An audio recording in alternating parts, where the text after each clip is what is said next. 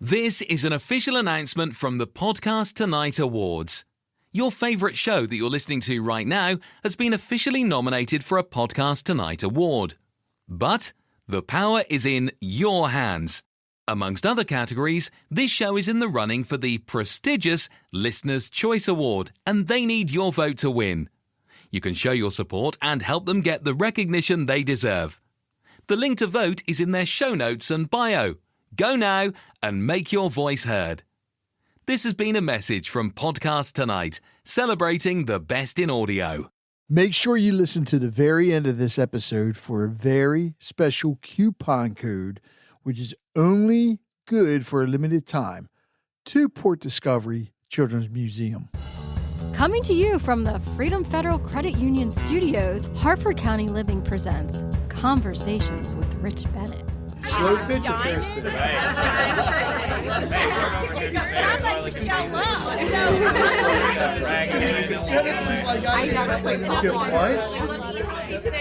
It's probably the sexy part of organizing. It's okay.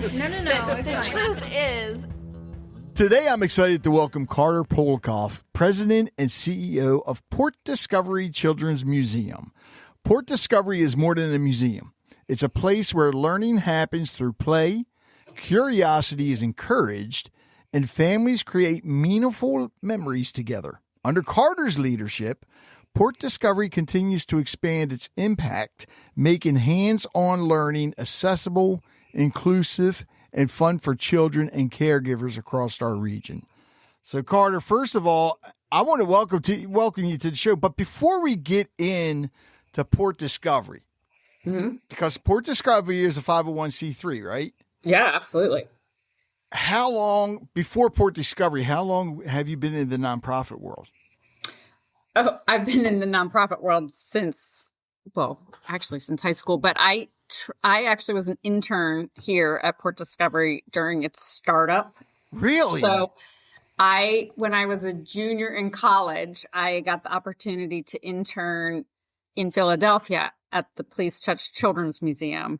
And I always thought like I was going to go into real estate or I'd be in corporate finance or whatever. Right. And I fell in love with sort of this idea of being in education, but not being a teacher at that time, and administration. And so I actually transferred colleges so that I could get an internship here while this museum was being created. Right. Wow. So that was 29 years ago. I was here for a couple years and then came to stuff. And then I left and I went and worked at a couple other nonprofits, Living Classrooms Foundation, and then Baltimore School for the Arts for 22 years. Oh. Yeah. And then I came back to the museum during COVID. It was very much kind of like a turnaround project here. And so I've been here 5 years since, but I have a long, long history with this museum, with nonprofits in Baltimore, and it's all I've actually ever done. So I bet you're happy you didn't get into real estate and stay in a nonprofit, huh? Well, my husband's a real estate developer, and okay, so we're good, but also in Baltimore City. So we're both kind of very deeply embedded in kind of the work we do here. Now, where'd you go to college at? Okay, well, I graduated from Goucher. College. Yeah. Because I was already working here actually full time by the time I finished college. So they actually paired my education there up to meet this so that I could do both at the same time. All right. So for everybody that's listening, and I know I want to say probably 99% of the people that live here know what Port Discovery is. But maybe, yeah. Hopefully they do. Yeah. But for those people living in other states or even other countries, how do you describe Port Discovery in your own words? So, first of all, children's museums are actually, there's 700 children's museums in the country. Wow. Maryland doesn't have a lot of children's museums, but there are other states that have 6, 8, 12 children's museums. So I think Port Discovery in Maryland children's museums is a little bit more of an anomaly than it is in other places. But nobody really knows what a children's museum is unless you're in that world. And I've been thinking a lot about that in the last couple of days. And so first and foremost, we're a community resource, right? So like our job is to really look at the needs of children and families and provide kind of all the resources that they might need to thrive. Most specifically, though, I think of us as a museum at play. And what that means to me is that someone could walk in and you may be a child that doesn't like to be silly, that has been told that they can't make a mess, that has worries at home, or you may be a mother who's got a cancer diagnosis, or, all the things. And our role is sort of to take you as you are and to create an environment where they can feel kind of free from all of those things that bog them down. And it seems so silly to say that because kids are naturally supposed to be like really happy, fun. But like the truth is that we all live in boxes. And so I'm kind of here to push not just kids, but also their grownups, like to say, here, I've got you. Like, let's, and what do you need? Like, what do you need to thrive? And does that mean a vaccine clinic? Does that mean story time? Does that mean teaching mothers or fathers or caregivers how to play? And so we have a whole staff that's just dedicated to professional development for caregivers. And so daycare providers, teachers, preschool teachers, like we have an entire unit that's just working on that alone. So we're not just an entertainment place. We take our work really seriously, and we just are trying to help children and their families thrive together. All right. Yeah. You say children's museum. Anytime I think of anything with children, and I especially think of children's authors, because to me, a good children's book can also teach adults. Right. Do you find, especially since your time there at Port Discovery, do you find that you're seeing so many adults learn probably even new things? I mean, I would call us, if I were in charge of the world, which, I am working on, we're a family, we are a family museum. So, and I really think children's museums should be called family museums, if I'm being honest, because what my responsibility is to see the grown-up that walks in and to say, like, what does that grown-up need to be a better parent? What does that grown-up need to feel relaxed? There was a mother the other day, sound asleep in one of the rooms. She was a, lovely woman who was exhausted. I put my hand on her shoulder and I was like, hey, are you okay? And she's like, I'm just so tired. And I was like, hey, no problem. I got it. Like, and we played with their kids and, just there was another parent who was there because she had a baby in the NICU and she was bringing the 3-year-old and she hadn't slept in 2 months. And we were like, hey, can you want us to just play with your child for a little bit? And because she wanted to have a really good day with her 3-year-old, right? She wants a win. We all want to win as a parent, but we all feel like we're doing it wrong. And so I think what I always say is do you need some coffee? Can you take a seat?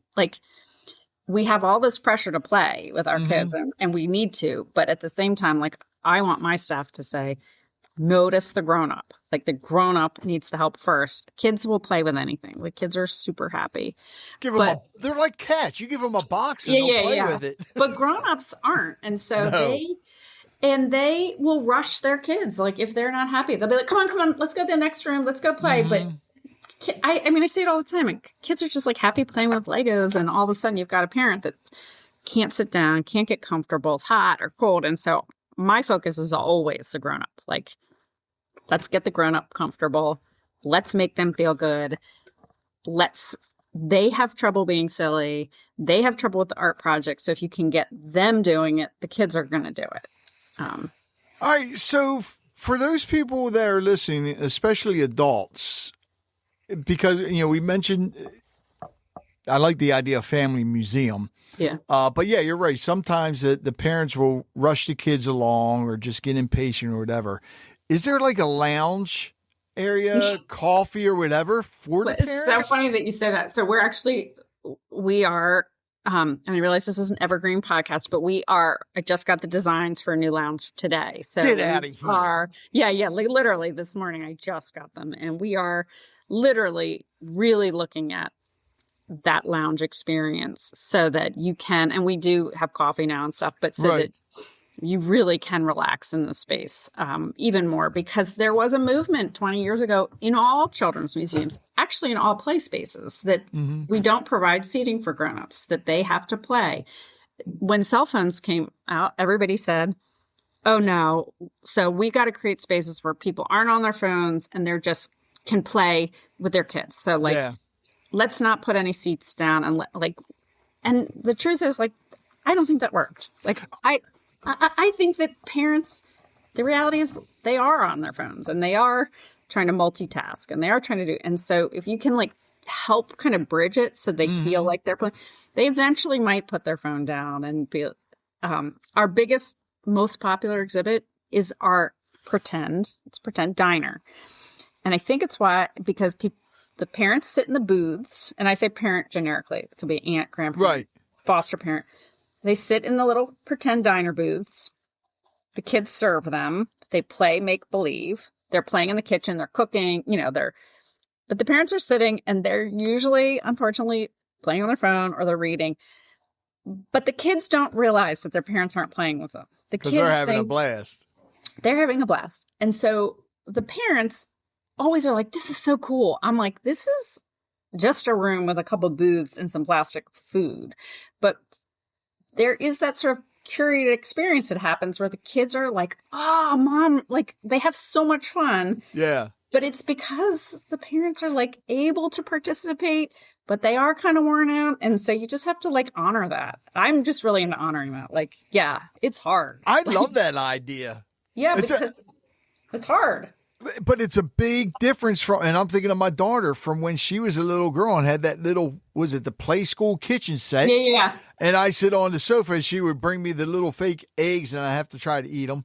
Yeah. Act like it's the same thing. But to set up like a diner is amazing. I mean, that's awesome. And we're redoing the diner. So it's going to be more, so we're really leaning into Maryland. Like, okay.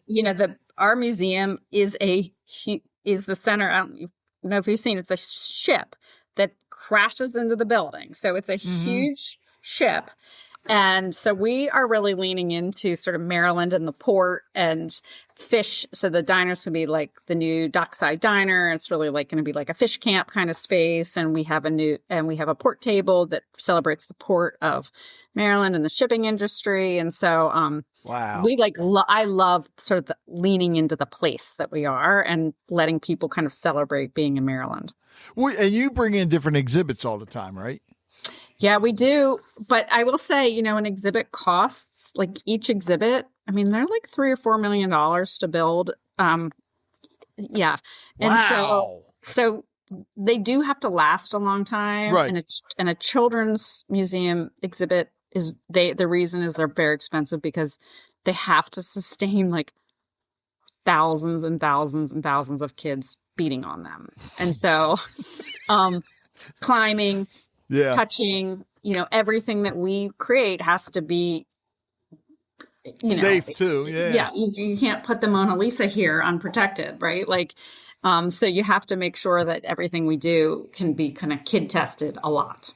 What's one of your favorite things, either past or present there? Well, I mean, I'm biased because we just put 2 new exhibits in the museum that will probably be here for 10, 15 more years. And wow. they're really special. And one is called Skies, and it's really like celebrating sort of what we call low sensory moments where we have a museum that is like full of energy. And I'm a big, big, big proponent of like noise, mess, silly, but I also know that you have to bring it down a lot. And so we have this beautiful, and it's got art and local artists in it. And it's just, it's a really special space. And I like to bring in artists from all over the place. Like the more we can bring in the community, the more authentic these exhibits feel. And so we just designed that. It has a special room. If you have somebody having a meltdown, whether it's because they're tired or because they're hungry or because they have autism or they're, any kind of neurodiversity, like there are spaces needed now. And so we have a beautiful family space now for that. We do a lot of work with children from local hospitals and those with learning differences and special needs. And it's really magical here, to be quite honest. Oh, man. Actually, how do you decide, what type of exhibits to either create or bring in? Oh, you usually hire a lot of consultants. You talk to the community a lot. You hear what they're looking for. It's interesting because you have to ask kids, because if you ask grownups, they're going to want something much different than what kids want. And so you have to listen to the kids because, grownups are going to say, we want nature, we want recycling, we want, STEM, and kids are we want superheroes and we want trucks, right? And you Bluey. But it's true. I know. You have to really make sure that, we just did this Galactic Builders exhibit, which is parachute launching and rocket building. And we took a ton of ideas to the kids first, and they threw them in the trash. And they were that's one thing we thought we had nailed. These rovers were these kids are going to love building these rovers. They were so hard. And the kids were I don't want to do that. And so you have to take your ideas to the kids because it's for them. And it is supposed to make them relax. So if you give them something that's so hard, and I do believe in pushing kids. I'm not trying to say, I believe kids are far more capable than we give them credit for. Oh, absolutely. Far more. But at the same time, if you give them something that's going to take hours and hours and they can't do and it's frustrated, you've also you sort of missed that sweet spot of opportunity to grow. Got to get them when they're learning.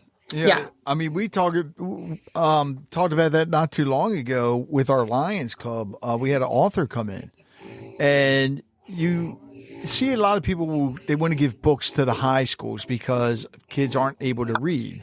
Right. No, we got to start when they're pre-K. Yeah. Probably even before then, and get them to read now. And the same with what you guys are doing down there. Well, like I said, I worked in a high school for 22 years, and I realized, I love youth. I love youth in Baltimore City. I'm really passionate about how we educate kids here. But I was excited with the opportunity to come and get the kids really early because I just think that, and by high school, they're really grown by then, and there are so many fundamental things that we need to work on them. We need to teach them good character and how to help one another and how to play together. And, yes. I talk about how to find joy, but to me, that's not just a word. That means helping others. You feel joyful when you can help someone else. Oh, so yes. How do you teach that? How do you cultivate that? I love to throw words around joy and creativity and curiosity, and you did it. But it doesn't mean anything unless the kids aren't actually learning how to do that and how to. So, and when they see that's the other thing too, because when they see adults doing that, and I think of December. December I love because I play Santa professionally. Oh. And I know the beard's gone. I shave it off after. Wait, you mean Santa's not real? Of course he's real. Yes. You're just playing another Santa. I help him. Yeah, got it. Okay. But to me, that just to see, and when you mentioned special needs this year, especially where I did it, every night that we did dinner with Santa, they brought in not just kids, but even adults with special needs. And to see the joy on their faces just brings me so much joy. And the kids see me smiling. And it's funny how many of them come up and, can I be your elf? Yeah, well, it's true. And, I was just listening to David Rubenstein was talking about the Orioles the other day, but he was talking about history of America and the Declaration of Independence. And he was like, it is life, liberty, and the pursuit of happiness. Yes. Right. And like, that's something we can all lean into, whatever political view we have. Like, we all deserve to be happy, and we deserve to help our children but you have to have children model that too, right? Actually, and I'm glad that you mentioned that. I didn't even think about that because, we're celebrating 250 years this year. That's right. That's right. So are you guys doing anything special for that at Port Discovery? Even though I don't care if they hear this 10 years from now, I think it's important. I mean, we lean into it a little bit differently. We are really passionate about supporting the military and our veterans. And so our focus is just to expand on that. And so, we do something called like USO night where, our military families they come in droves for free, and we provide dinner and play, and anybody who's serving and their families come to the museum for free. So I feel that the best way our museum can support through the 250 project is to really embrace those serving in the armed forces and our veterans. And so I had no idea. Yeah. So that's like my passion project. Not my passion. The museum's always been supportive, but I just feel like there's going to be a lot of wonderful museum programming around the 250. And of course, we're going to lean into this life, liberty, and happiness, because I loved how he phrased it the other day. But we've decided to really lean in on supporting our military and being grateful for everything that people are doing in this country to help us. And, this is supposed to be a safe, secure place in our museum. And I want everybody to feel welcome here.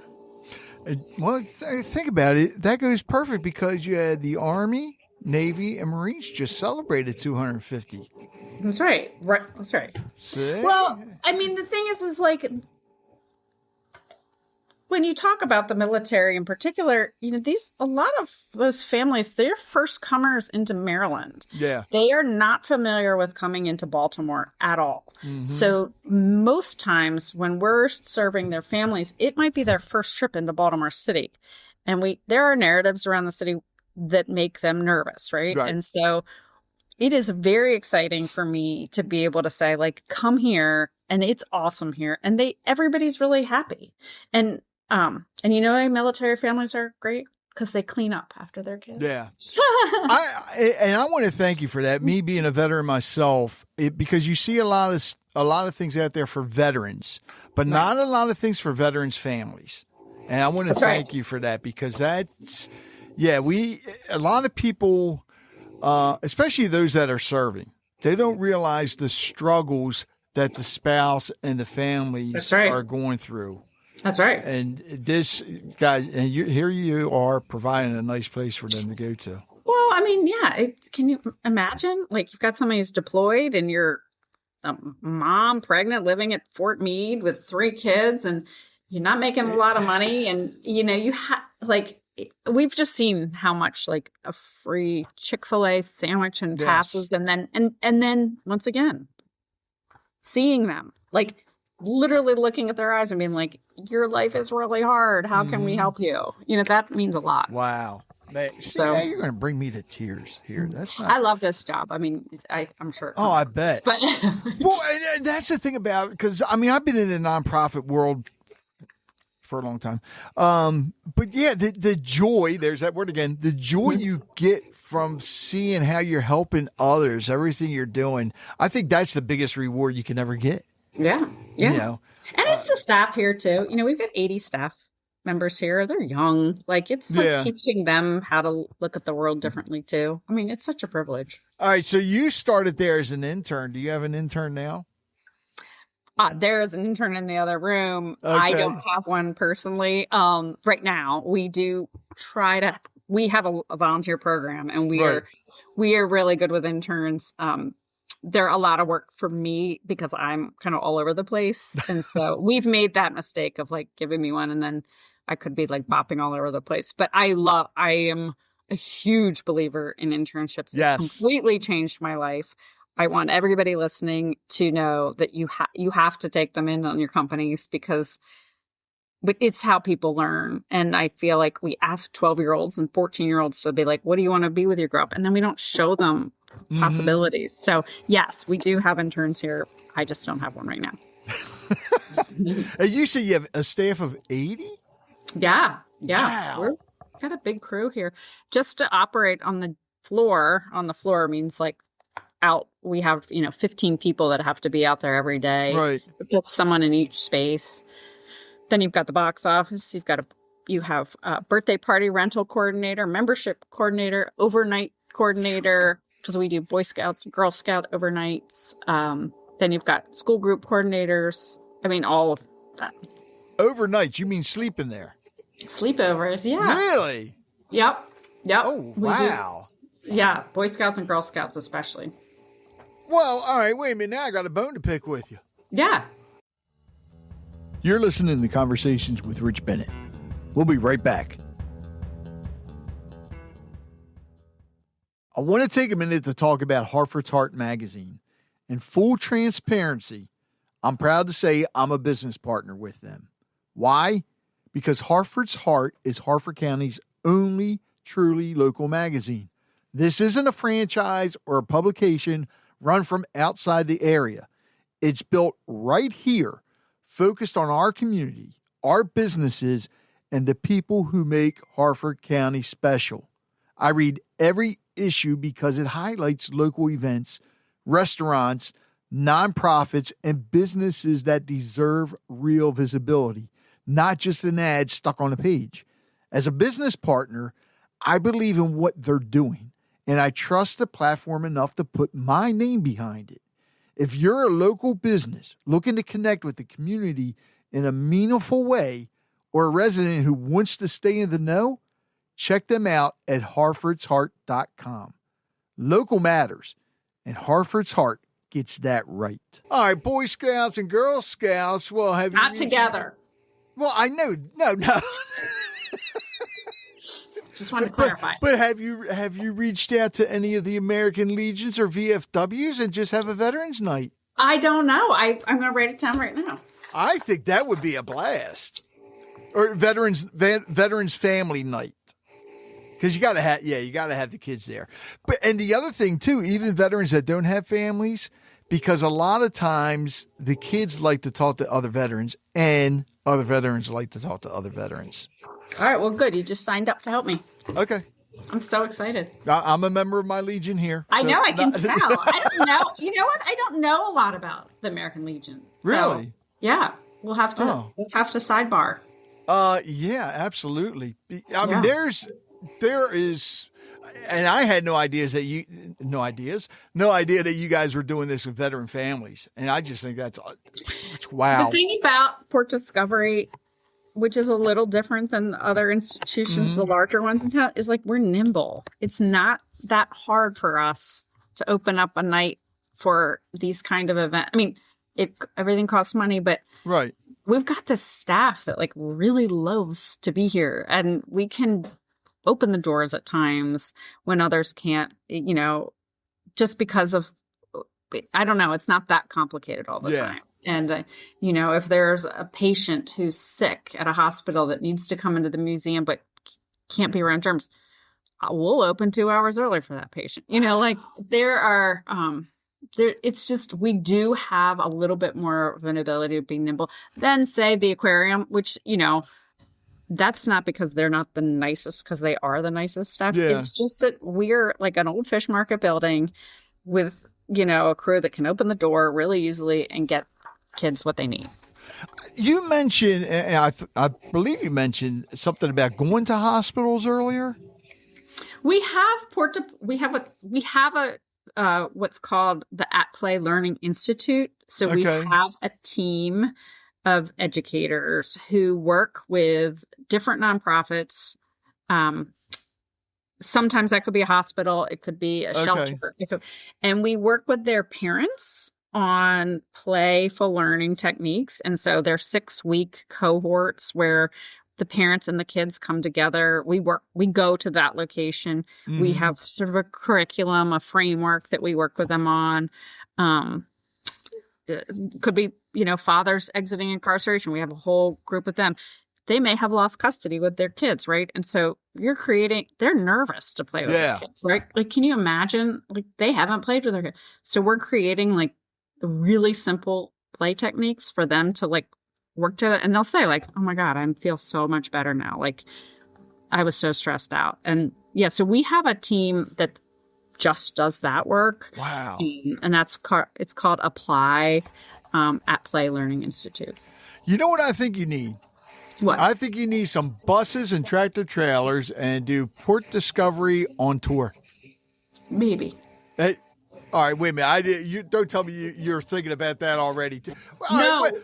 Carter, do you have any other surprises? We had a van and stuff, and I actually got rid of it because I was like, the upkeep was. I mean, we operate on a really lean. We're lean. We're lean and we're scrappy, and so someday. Maybe in 10 years when we're listening to this again.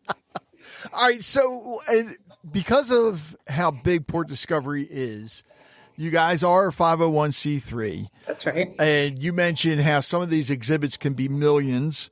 It's overhead has got to be like astronomical.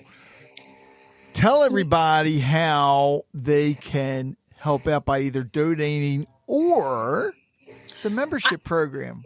I mean, I was going to say, buying tickets and becoming a member is just as important as it. And that's how we fund most of our programming. So like 70% of the museum is funded through our memberships and our ticket sales. And I mean, our membership program, you can literally, you make your money if you come twice, you make it back. So,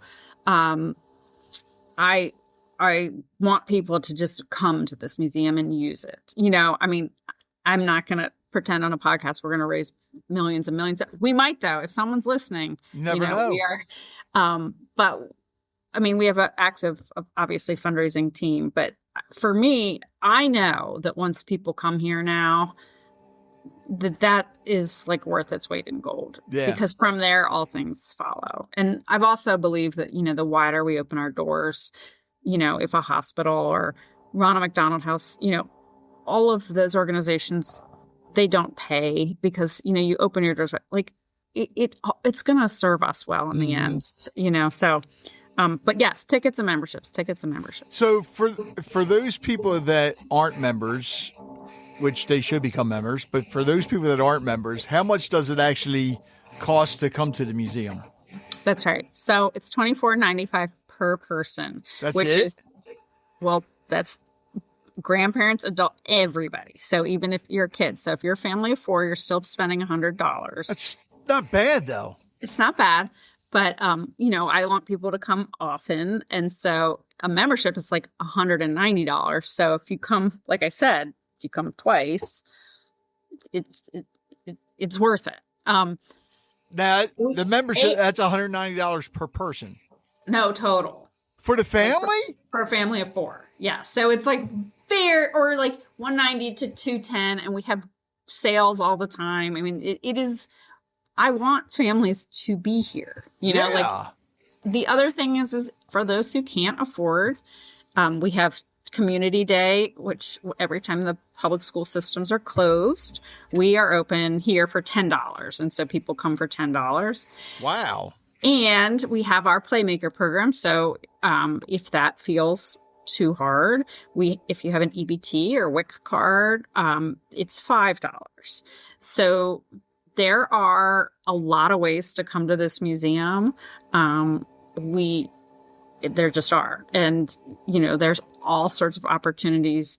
Playmakers is $300 is every day that we're open. Community days are a couple times a month.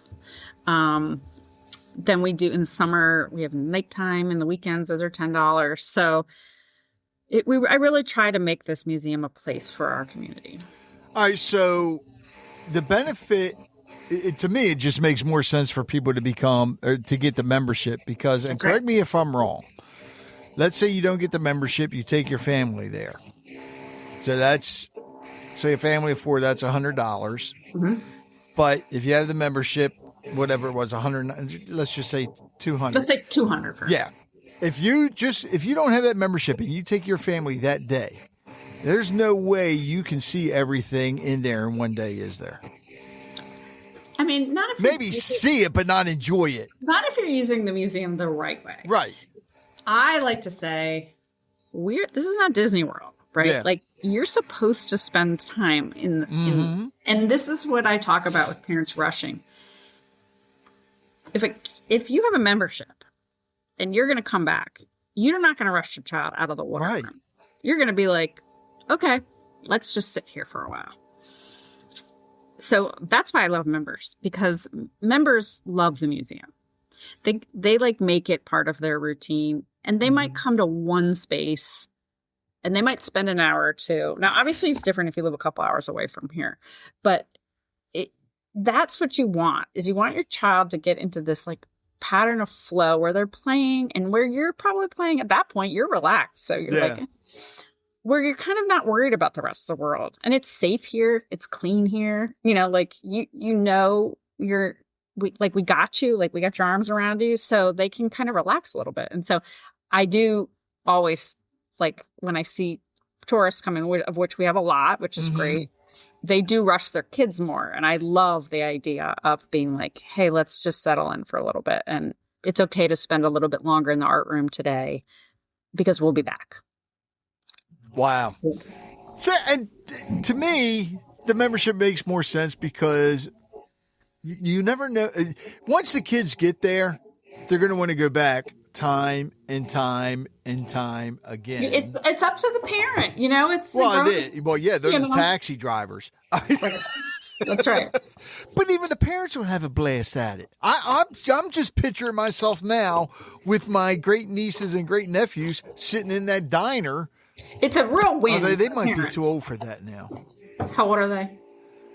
Are you going to ask me a trick question? I think the youngest is, no, maybe not. The youngest would be. I think she's 6. Yeah, I mean, I really, now with our new exhibits, I mean, really 6, 7, 8, still a good age for the museum. Right. In the future, there will actually be more experiences for the older kids too. We are building quite a large climber that will come out in a couple years. So I'm not talking about that today, except to say there is something. We are fundraising for it right now. And we are very aware that families come in all ages. And so you shouldn't outgrow Port Discovery, but you know, a 7-year-old turns into a 14-year-old, but a 14-year-old also has a little cousin that might be 2, and you might all come together. And so we really need to make sure everybody can have fun. And as we become adults, we want to be that kid again. That's right. That's right. Always a kid at heart. Everybody, and that is kind of part of it. Adults sometimes say, why do I have to pay? You know, this is for my kids. I'm like, oh, no. This is for you too. So this is not, that's why, and we need the ticket revenue, but it is supposed to be an experience for everybody. What moment actually made you step back and say, this is why we do what we do? Oh, well, I didn't come to Port Discovery when my little ones were younger because my one child had temper tantrums all the time. Okay. And we tried to come here once. And we did come every once in a while, but and I loved Port Discovery. Remember, I had worked here. And one was extremely shy and the other was very difficult. And I know what it's like to be a parent, to walk into here, to have their kid overwhelmed, it would be a day off of work for me to start crying because I wanted to have the best day ever with my kids, and it was a disaster. And so I bring that to my work. That's why I came back, because I wanted to make sure that parents knew that I saw them, that I really understand. And I didn't have an extreme situation. I was a normal mom, right? And it was really hard. And so I think raising kids is hard, and it's also amazing. And so I just really wanted to lean into that. So that's my moment, if you really want to know. I miss those Yeah. Those moments when they were so small. And my daughter's 24, and now she's always reminded me, because she likes to interrupt whatever I'm watching. Yeah. She just always hits me with, "You're going to miss this." Yeah. It's like, really? Well, yes. No, I miss the little one. It's true though. Like, I watch videos of my kids now and I'm like, oh my God. And the funny thing is, like, they talk about that day that we came as like one of their best memories with me as a mom. And I think about that day when they were growing up as like so hard and stressful. Yeah. And so, perspective is really important in all of this. I mean, and I'm not trying to sound so serious. Like, it's fun here. Like, it's just fun too. Like, sometimes I take myself a little too seriously. I'm like, oh, whatever. Like, let's just like, there's nothing wrong with a whoopee cushion, and there's nothing wrong, like, all that's fun too. Oh my. Well, yeah. I ain't going to get into the whoopee cushion discussion, but yes, my niece had a blast with one. That's right. Oh, they are. They're a lot of fun. So as a leader, what lessons has Port Discovery taught you personally? Oh my gosh. Well, I think I'm a lot more patient than I used to be. Listen, being a leader of staff is hard. Yeah. Like, I mean, I have a lot of, I'm a little bit older than my staff, a lot of them. And they are learning now to staff their own teams. Mm-hmm. And, they'll say, like, I feel like I let you down or this, that. I'm like, staffing is hard. Like, if we could just do the work, like, if we could just come to work each day and do what our job description says, like, no brainer.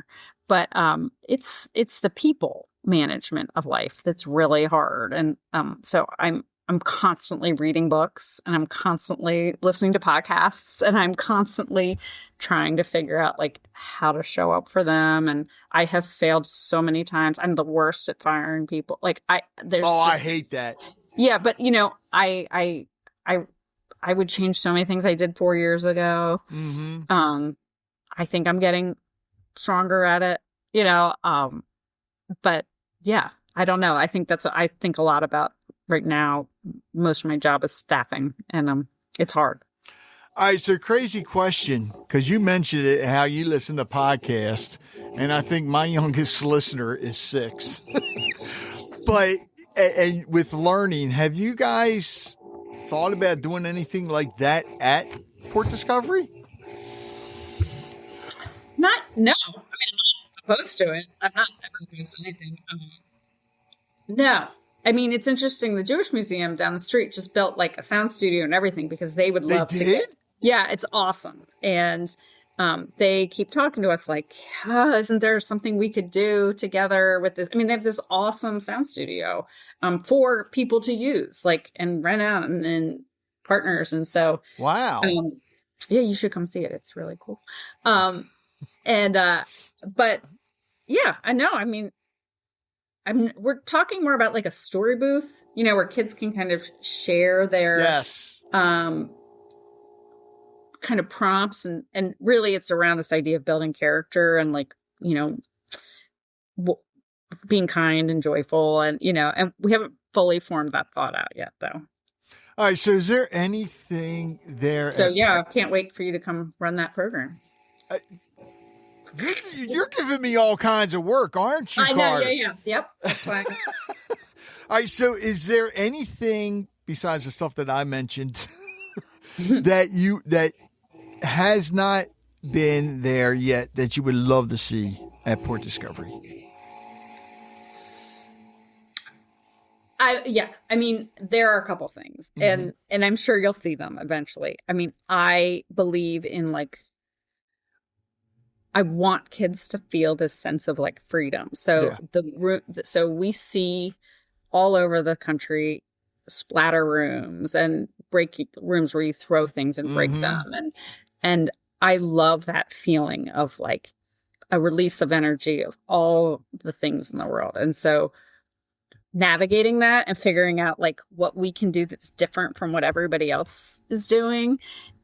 But there is that feeling that I love of like throwing paint on the wall or making a mess or breaking something and just like really getting out that energy. And so It's great for your mental health.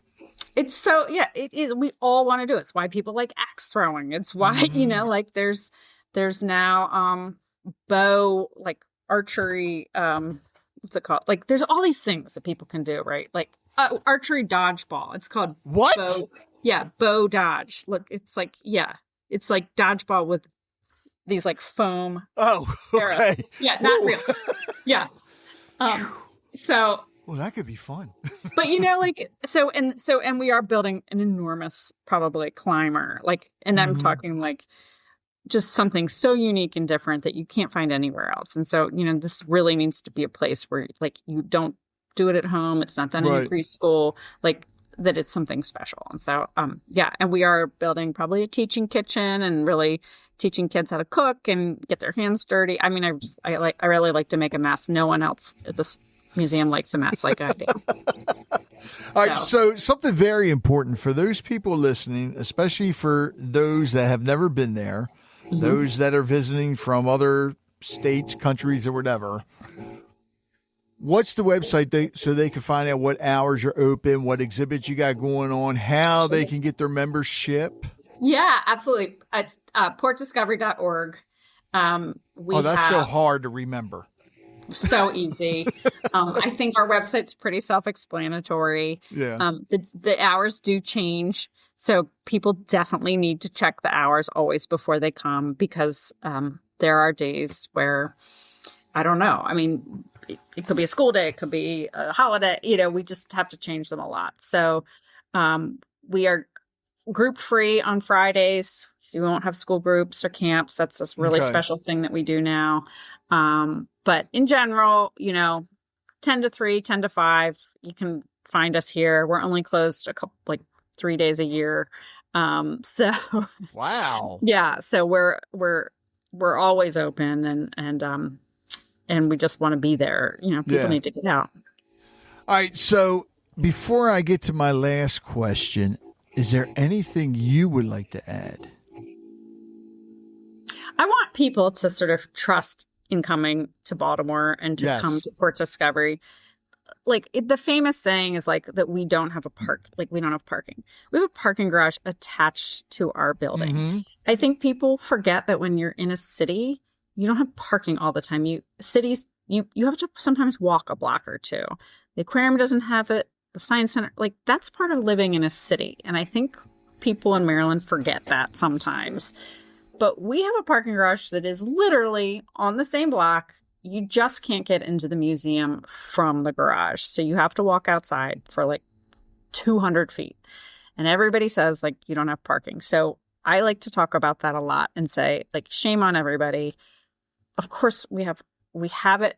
It is on the same block and we are in a city. And so that's part of living in a city is sometimes you got to park and you got to walk a little bit. Usually, for my last question, I'll have somebody pick. You didn't think I was going to say that, did you? It was going to be more prolific. No, but that's great points you brought up. Now, I knew about the parking garage and all, but a lot of people don't. And they think about that. It's like, oh, God, how far do I have to walk? And they think about crime. And is it safe? I know. Yeah. Tell me a city where you're not going to have problems. They all have problems. Yeah, and I will say, we have secure, we have a secure area.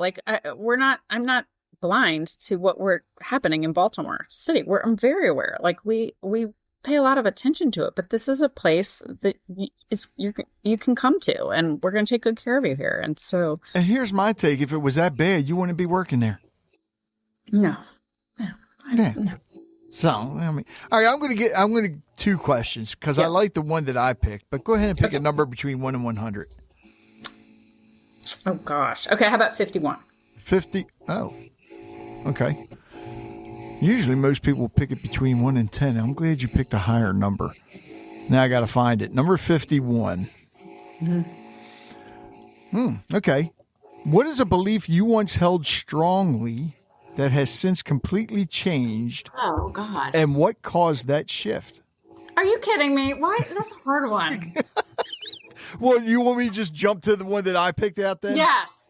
You sure? Yes. All right, because you mentioned education earlier, right? Okay. So if you could design a perfect educational system, what would be its core principles? Oh, well, I mean, it's sort of what the Children's Museum is, which is like perseverance, curiosity, creativity, happiness, joy, love, and, being adaptive. And, I always say, like, if every kindergarten was built like a children's museum, we would have like the best education system in the country. Like there are lessons to be learned by what we're doing here. And so, and our values, like I said, I work on them a lot, are what I believe personally kids need to thrive. So I don't know if that answered it. No, you did. No, that was perfect. But, I've been thinking, I think about it a lot, Yeah. No, that was perfect. So those of you listening, when you visit Port Discovery Children's Museum, hopefully you'll see Carter in her bee costume or with the owl sitting on her shoulder. Everybody listening probably right now is like, what in the world? What is she talking about? Yes. Yeah. Well, you just have to go there to find out. Right. But let's keep the conversation going. If you've been there, send me a message, let me know, or a voicemail, let me know. And maybe we'll have to bring some of you listeners on with Carter and talk. Better yet, maybe we just go down there and do a recording with some of the listeners and Carter we'll give them some free tickets. Dressed as a bee. Whatever you need, whatever. I got the big glasses. Let's see. They're all back there. Whatever you all need, we'd love to have you. We'd love to have you. We'd love to have your listeners. We can make that work. What's your favorite? We could do a coupon code for all your listeners. They could come real. Yeah. What's your favorite costume that you've worn there? I know I said one last question, but I was Miss Frizzle this year from the Magic School Bus, and that was my favorite by far. Like, yeah. And I bought the costume in like 4 colors. So, I don't even think of it as a costume anymore. Like, right. I could easily. And I am that person that walks in with like 10 bags and, is like, filled with ideas, like 100 ideas a minute. So, I'm a lot to manage. Now you got to get the costume for, I don't even know the character's name, Schoolhouse Rocks. Oh, yeah, I don't know. Yeah. Remember that cartoon? Yeah. I don't know. It was a guy, an old man, wasn't it? Yeah. It's like the Reading Rainbow guy. Yeah. Oh, God. Wow.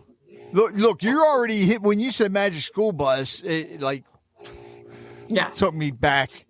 Although I was older. But because it's your daughter's like if your daughter's 24, she was Magic School Bus. Like we weren't watching. Yeah, she loved Magic School Bus and the Wiggles. Yeah. Her first concert. Same with I drove my kids to Reading, Pennsylvania to see the Wiggles. I saw them here. I've been to like 5 Wiggles concerts. Wow. Yeah.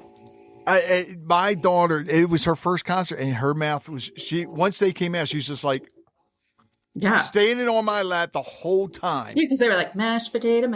Yeah. Yeah. Wow. Now you are taking me back. Carter, thank you so much. Thank you. I know. I could talk forever. You can tell. I'm like, blah, blah, blah. From now until February 28th, 2026, if you use coupon code CRB Podcast, again, that's CRB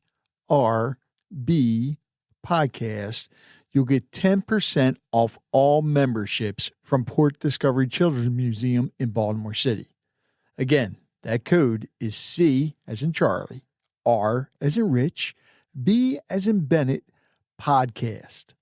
This discount is valid only for memberships purchased between February 10th of 2026 until February 28th of 2026. It cannot be applied retroactively to previous purchases and may not be combined with any other discount or promotion. All memberships purchased are non-refundable. Thank you for listening to Conversations with Rich Bennett. I hope you enjoyed today's episode and learned something from it as I did. If you'd like to hear more conversations like this, be sure to subscribe to the podcast so you never miss an episode.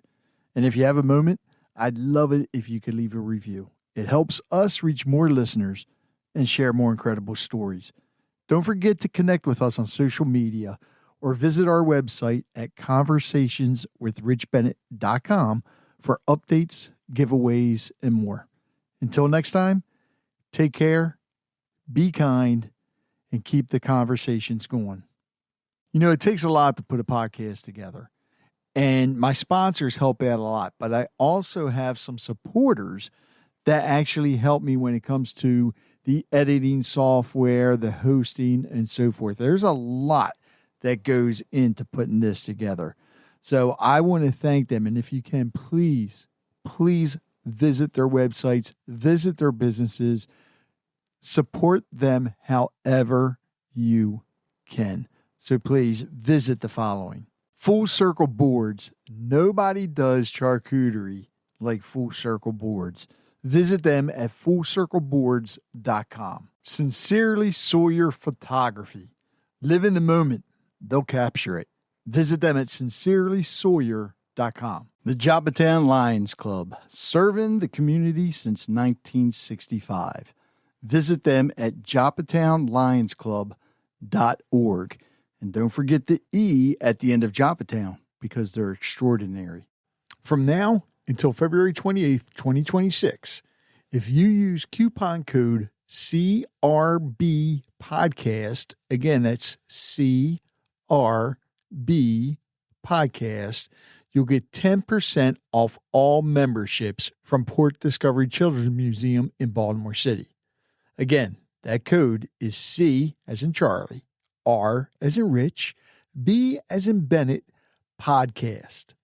This discount is valid only for memberships purchased between February 10th of 2026 until February 28th of 2026.